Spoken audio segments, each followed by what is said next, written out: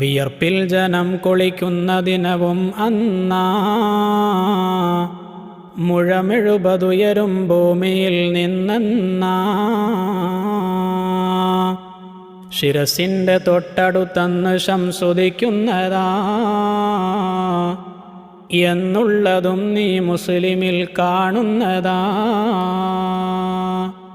രക്ഷിക്കിലാഹി ദുരിതമിൽ നിന്നെന്നും, അതുപോലെ റബ്ബേ കുല്ല ശിക്ഷയിൽ നിന്നും. സൂറെന്ന കാഹളമൊരു ദിനം ഊതുന്നതാ, ഊതുന്നത് ഇസ്റാഫീൽ നിർവഹിക്കുന്നതാ. അതിനുള്ള രൂപം കൊമ്പ് പോലാണെന്നും കാണാം യവാഖീത്തിൽ ഹദീസിൽ നിന്നും.